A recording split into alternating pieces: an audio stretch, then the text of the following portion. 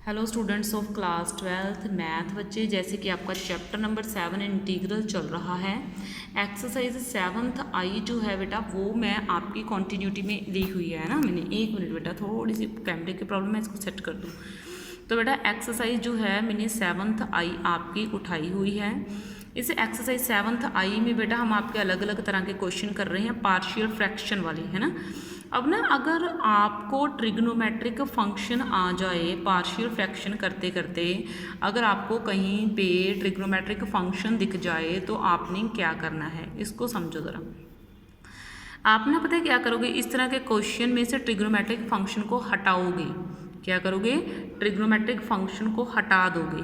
मैं क्या कर रही हूँ, मैं पुट कर रही हूँ साइन एक्स को टी पुट कर रही हूँ। साइन एक्स को क्या पुट कर रही हूँ, टी पुट कर रही हूँ।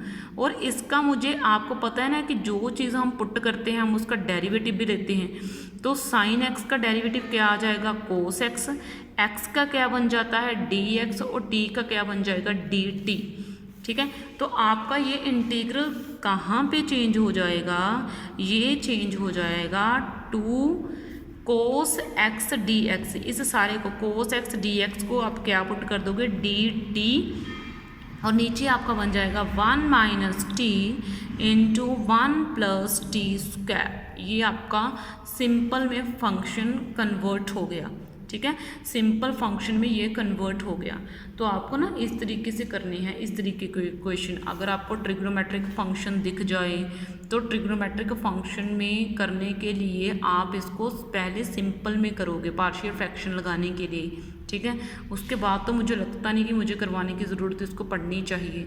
ठीक है, अब ना मैं आपको एक और क्वेश्चन जो है वो लेके दिखा देती हूँ।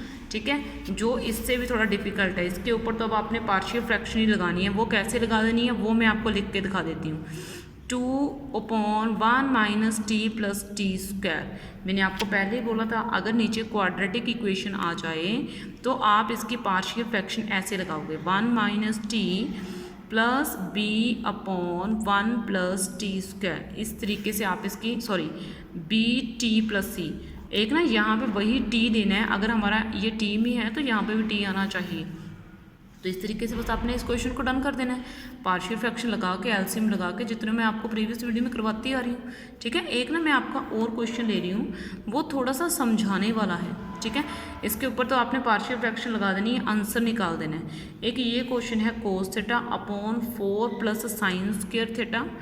और आगे है आपका 5 minus 4 cos square theta d theta. ये आपका क्वेश्चन है।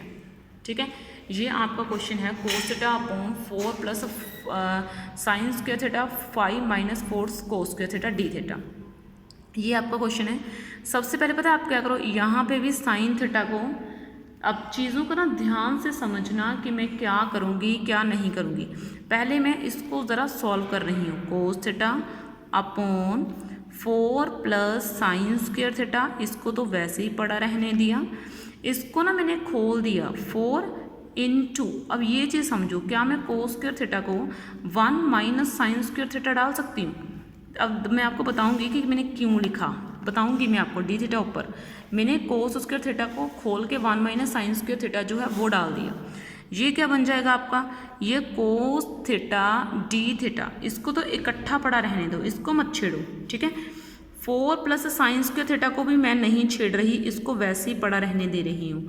यहाँ पे ना मैं पता क्या कर रही हूँ, माइनस के 4 अंदर मल्टीप्लाई करा, माइनस माइनस प्लस के 4 साइन स्क्वायर थीटा आ गई।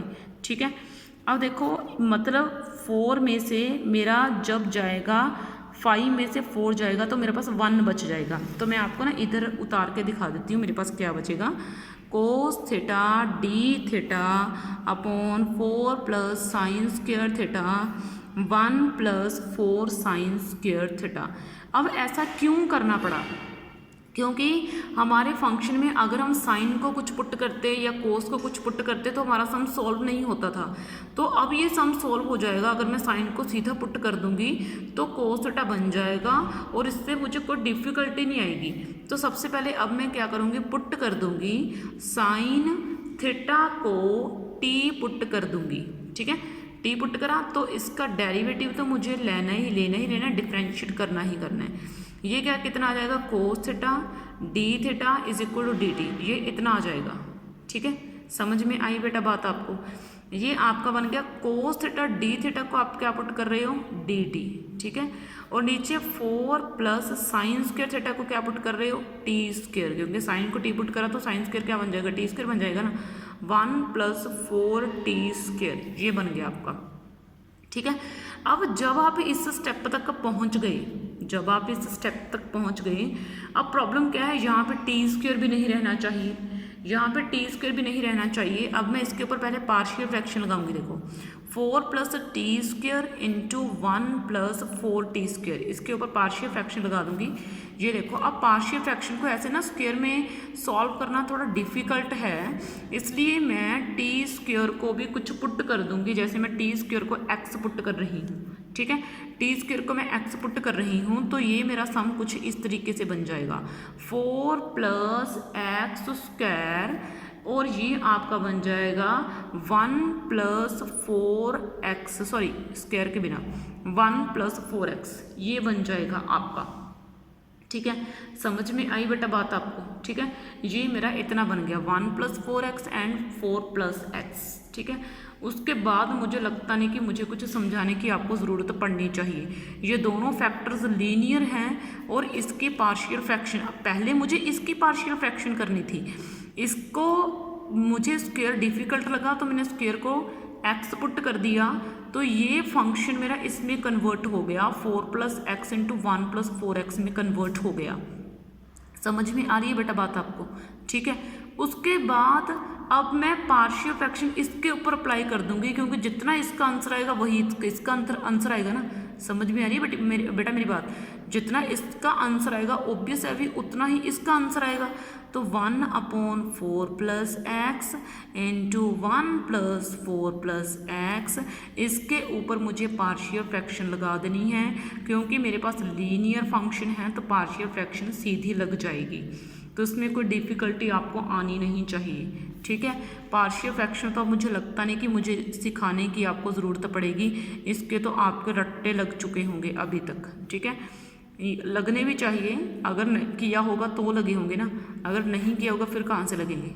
ठीक है, तो अब मुझे ये मैंने कुछ नहीं करा, मैंने आपको पार्शियल फ्रैक्शन लिखनी सिखाई हुई है कि अगर फैक्टर लीनियर हो तो इस तरीके से लिखा करते हैं। फिर इसका एलसीएम लिया, डिनोमिनेटर कट हो गए, फिर आपका ये बच गया 1 plus 4x plus b of 4 plus x. उसके बाद आपने क्या करना है, x की अलग अलग वैल्यूज़ डाल दो। x की वैल्यू जैसे मैंने -4 डाल दी, जब आप -4 डालोगे तो ये क्या आ जाएगा 4 4 16, क्योंकि -4 डाले हैं ना, तो +4 से मल्टीप्लाई होंगे तो -16 ही बनेंगे ना, तो ये तो 0 बन जाएगा। तो a की वैल्यू आपकी क्या आ जाएगी -1/15। ठीक है, ये देखो a की वैल्यू निकल के आ गई। उसके बाद मुझे b की वैल्यू के लिए x को क्या पुट करना चाहिए, -1/4 पुट करना चाहिए, तो 1 इज इक्वल टू a तो 0 बन जाएगा और b में आ जाएगा 4 -1/4। ठीक है, तो ये मेरा कितना आ जाएगा 1 is equal to 15/4 multiply b।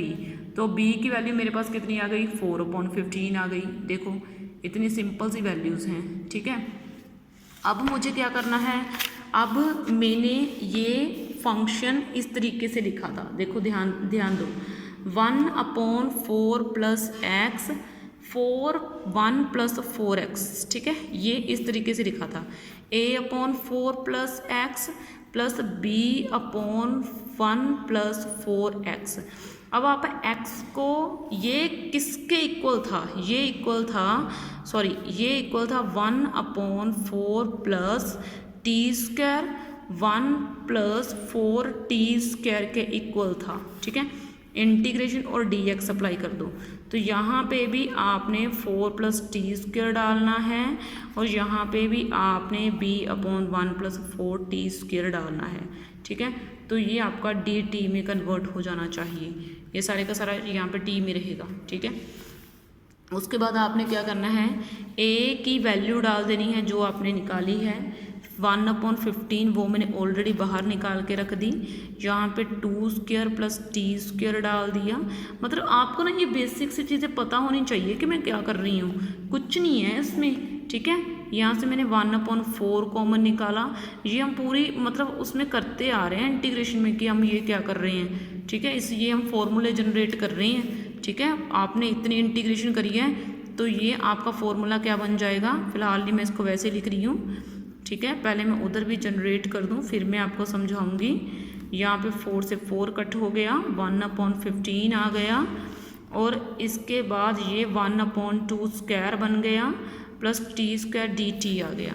तो इसके बाद मैंने इसके ऊपर लगा दिया 1/a tan इनवर्स t/a यानी कि t/2 1/15 1/a क्योंकि ये सारे का सारा है tan इनवर्स x यानी कि t/a यानी कि 1/2 c प्लस c आ जाएगा। ये आपका आ जाएगा 1/30 tan इनवर्स। अब आपने t को क्या पुट करा था, sin t, वापस वो डालो जो आपने पुट करा था ना उसको रिप्लेस करना पड़ता है। ये 2 ऊपर आ जाएगा, 2/15 आ जाएगा ये, ठीक है। अब ये आ जाएगा tan इनवर्स 2t, t यानी कि sin इनवर्स, ठीक है, sin t प्लस c। मतलब ये आपको पता होना चाहिए कि मैंने कैसे करा, क्यों करा, आपको इन सभी चीज़ों के बारे में नॉलेज होनी चाहिए, ठीक है। बड़ा सिंपल सा क्वेश्चन है। ये लो एक बार नज़र घुमा लो पूरे क्वेश्चन के ऊपर। मैंने कुछ नहीं करा, फॉर्मूले जनरेट करे हैं, सिंपल पार्शियल फ्रैक्शन है, ये मैंने आपको सिखाई हुई है, ठीक है। तो इस वीडियो में इतना ही, बाकी नेक्स्ट में। थैंक यू बेटा, थैंक यू।